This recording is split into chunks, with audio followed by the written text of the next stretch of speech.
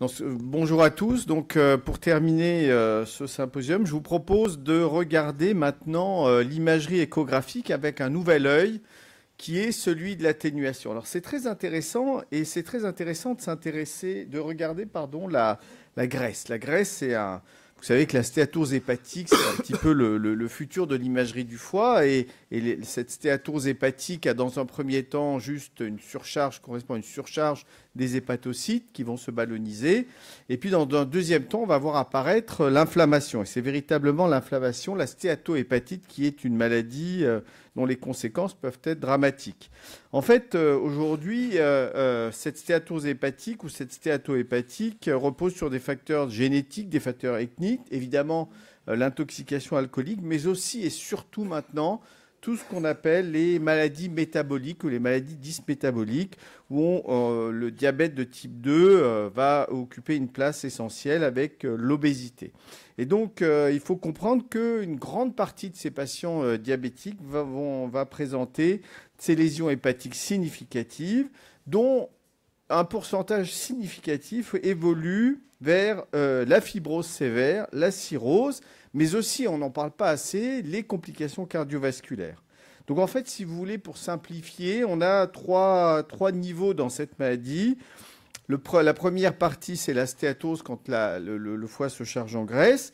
La deuxième étape, c'est le développement de la stéatohépatite qui va arriver sur la NASH, qui est la maladie véritablement inflammatoire, qui peut être modérée, mais cliniquement significative. Et on a aujourd'hui, grâce à la biopsie hépatique, des critères, voire même sur la NASH sévère, qui elle, s'accompagne d'une fibrose hépatique. Alors malheureusement, c'est une maladie qui évolue lentement, qui est asymptomatique pendant une très longue partie, et ces patients sont en dehors du circuit hépatologique, voire même du circuit médical. C'est pourtant une maladie gravissime puisque ça représente aujourd'hui la première cause de transplantation hépatique chez la femme aux États-Unis. Et on sait que le carcinome hépatocellulaire va apparaître chez ces patients-là au moins 2 à 3 fois supérieur. Et 30% des carcinomes hépatocellulaires aujourd'hui arrivent sur des maladies métaboliques. Et il faut savoir que sur les 2 ou 3 dernières années, la moitié des patients qu'on a traités par voie percutanée de carcinome hépatocellulaire n'avaient ni intoxication alcoolique, ni évidemment d'hépatopathie virale. Alors la difficulté, c'est véritablement d'essayer de faire le diagnostic de façon non invasive. Alors on a des techniques biologiques. Malheureusement, il y a beaucoup de paramètres qu'on peut doser qui sont aujourd'hui soit peu efficaces, soit en cours de validation. Et je pense aux tests NIT-NASH et NIT-AE2F2, qui sont des tests qui vont sans doute jouer un rôle croissant dans l'avenir. Le véritable intérêt, c'est finalement d'utiliser les techniques d'imagerie qui sont à notre disposition aujourd'hui. Et l'échographie est véritablement une technique essentielle puisqu'elle est non invasive, elle a un coût limité, elle est très disponible et surtout, grâce à vous, quand vous allez regarder ce parenchyme hépatique, eh bien, vous allez déceler, pouvoir détecter, dépister cette maladie.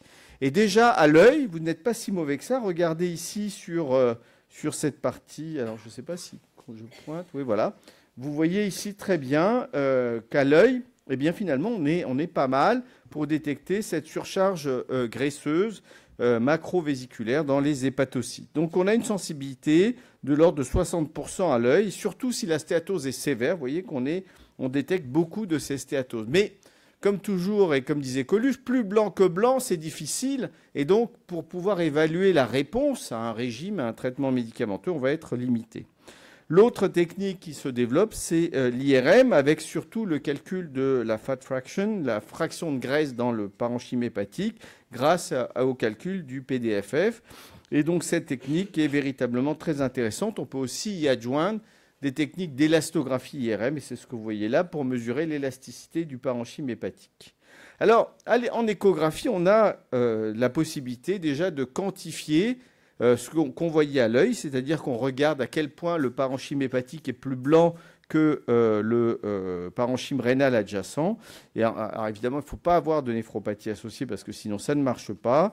Et donc quand vous regardez, dans le foie de stéatose, on met une région d'intérêt sur le foie, une région d'intérêt sur le rein, et on va mesurer la brillance directement de ce parenchyme hépatique, et on va pouvoir avoir à partir de ce chiffre des calculs de sensibilité, spécificité et de quantification de la graisse. Le problème, c'est que évidemment, en fonction de la position de la région d'intérêt, de la profondeur du rein, de la quantité de parenchyme graisseux hépatique au-dessus, les résultats vont être assez variables. Bon, pourtant, on voit que ça ne marche pas si mal que ça, avec des performances au caractère variable de la mesure près, avec une sensibilité élevée de l'ordre de 85% et une spécificité élevée. Donc tout ça, c'était très bien. Et puis, on a vu apparaître aujourd'hui, à côté du fibroscanner, la possibilité de quantifier cette graisse. Et c'est le coefficient d'atténuation, le paramètre d'atténuation contrôlée, qui est le CAP, qui est calculé par cette technique du fibroscanner, qui n'est pas une technique d'imagerie, puisque c'est juste un espèce de boîtier qu'on tient sur l'espace intercostal et qui va donner une pichenette dans le foie. C'est ce que vous voyez ici. Et c'est la propagation de la pichenette dans le foie qu'on va pouvoir quantifier pour essayer d'évaluer la graisse. Et là, malheureusement, vous voyez, les résultats sont un peu plus décevants, puisque les écarts, comme vous le voyez ici, sur les valeurs permettant de séparer les différents grades de fibrose, eh bien, vous voyez que les écarts sont assez importants. Et quand on regarde les méta-analyses, on voit bien que les performances de cette technique sont assez variables et finalement, en pratique, assez décevantes chez les patients. On est assez fort pour dire c'est normal ou c'est stéatosique, mais on ne peut pas aller beaucoup plus loin. Alors, pourquoi on ne biopsierait pas tous les patients? Finalement, c'est notre méthode de référence. C'est notre méthode de référence et en plus, elle va nous donner une quantification de la stéatose de S0 à S3, comme vous voyez. Elle va nous donner une quantification de la fibrose de F0 à F4, le F4 étant la cirrhose. Et puis, elle va nous permettre d'évaluer, ça c'est quelque chose de très intéressant, l'activité nécrotico-inflammatoire que l'on va grader aussi de 0 à 4. Et on peut construire comme ça des scores à partir de la biopsie hépatique. Malheureusement, vous savez qu'aujourd'hui, c'est difficile de faire ces biopsies hépatiques parce que les patients, d'abord parce que c'est douloureux, c'est compliqué, ça se complique. Il y a un cas sur 1000 à peu près avec des complications significatives, un cas pour 10 000 à 50 000 de décès. Donc, ce n'est pas du tout un geste anodin. D'autre part, il y a un coût qui est lié à l'hospitalisation de jour, à la technique. Et donc, c'est non adapté à la plupart des diagnostics de stéatose ou de stéatohépatite.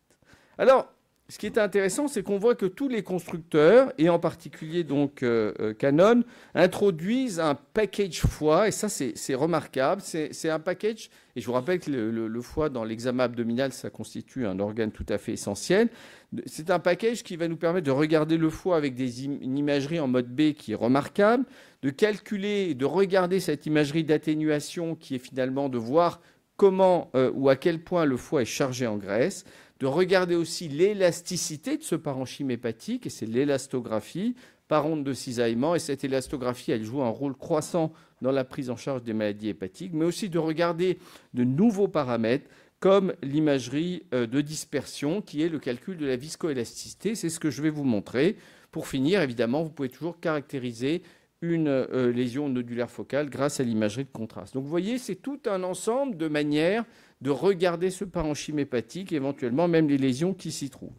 Donc, en fait, cette technique, elle est très astucieuse, comme vous allez voir. On va regarder comment s'atténue le tir ultrasonore quand l'onde se propage dans les tissus. Évidemment, il ne faut pas faire que ça, parce que ça, c'est une approche trop simplifiée. Il va falloir corriger en fonction de la focalisation. Il va falloir corriger aussi en fonction des gains pour avoir une imagerie qui est indépendante de ce que vous avez réalisé. Voilà le type d'image que l'on obtient.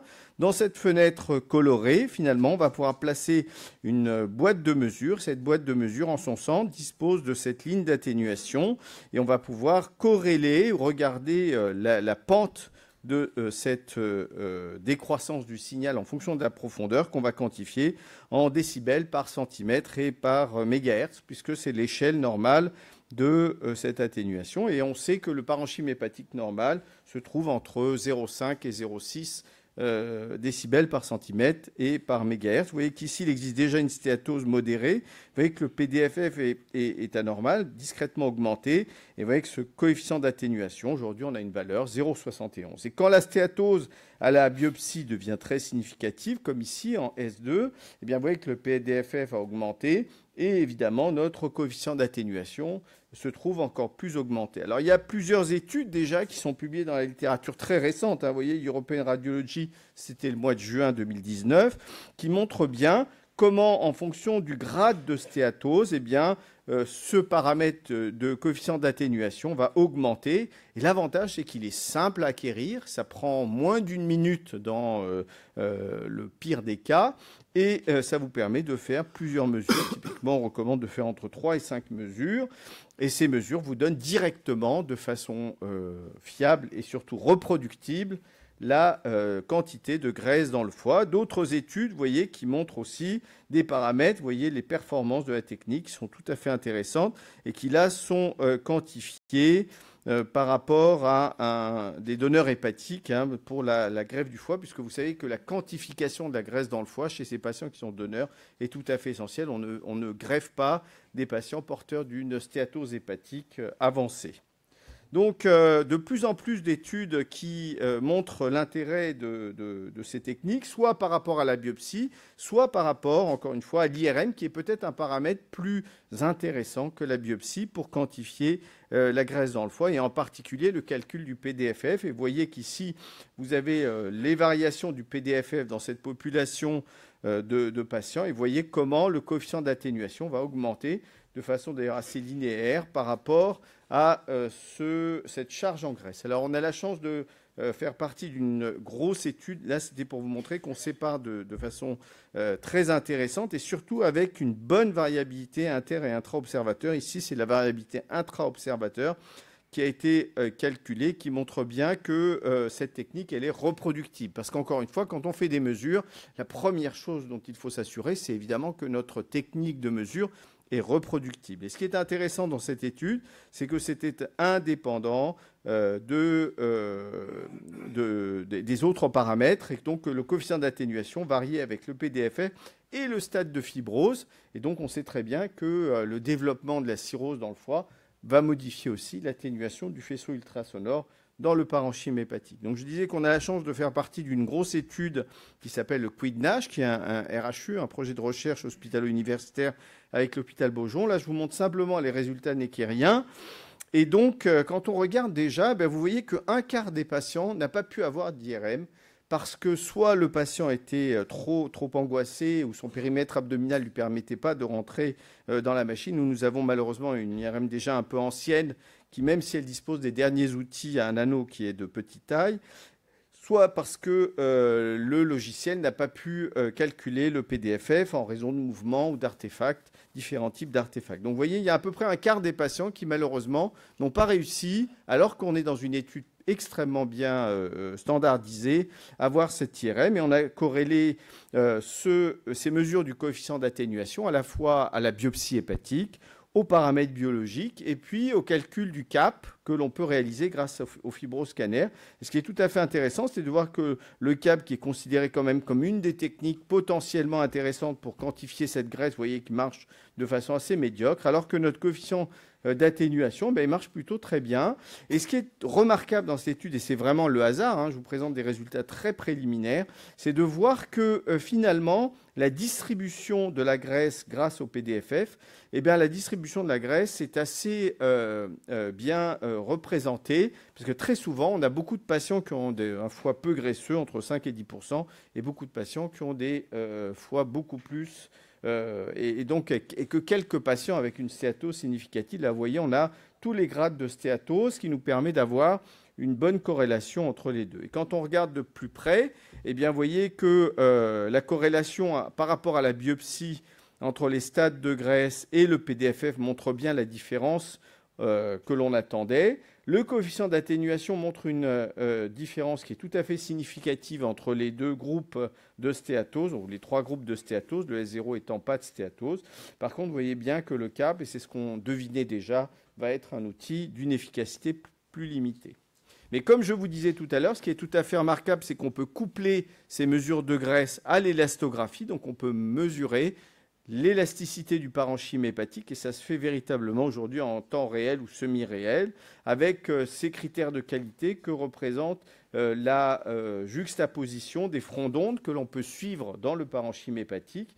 Et on sait aujourd'hui que l'on peut regarder l'élastographie hépatique et la corréler de façon tout à fait fiable avec les différents degrés de cirrhose ou de fibrose que l'on peut avoir déterminés par la biopsie hépatique.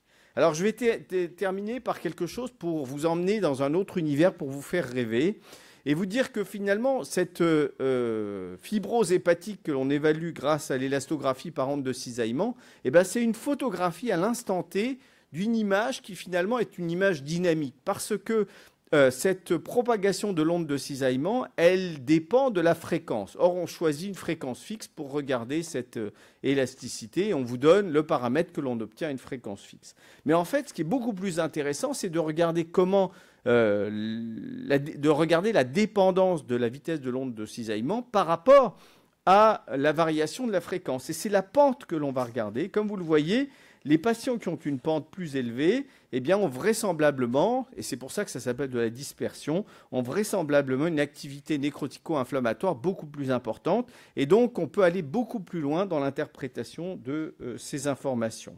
Et voilà les résultats. Ça se fait aussi en 1 seconde, puisque avec la même manière avec laquelle on va placer nos régions d'intérêt sur la boîte d'élastographie, on va extraire l'information de viscoélasticité. Et c'est donc les premières études qui paraissent, là, vous voyez, radiologie septembre, c'est cette année, on voit qu'on peut différencier les foies normaux des foies pathologiques après transplantation. Donc véritablement, on dispose de nouveaux outils de caractérisation tissulaire à travers ce coefficient d'atténuation qui est tout à fait remarquable, et peut-être plus encore dans l'avenir, grâce à l'imagerie de dispersion pour s'intéresser à la viscosité. Et donc, c'est véritablement une nouvelle appréciation de la stéatose et de la NASH. Et surtout, ça va nous permettre de réintégrer les patients qui présentent cette maladie dont on sait qu'elle n'est pas bénigne, de les réintégrer dans un circuit médical alors qu'ils ne sont pas dans un circuit médicalisé. Voilà, je vous remercie.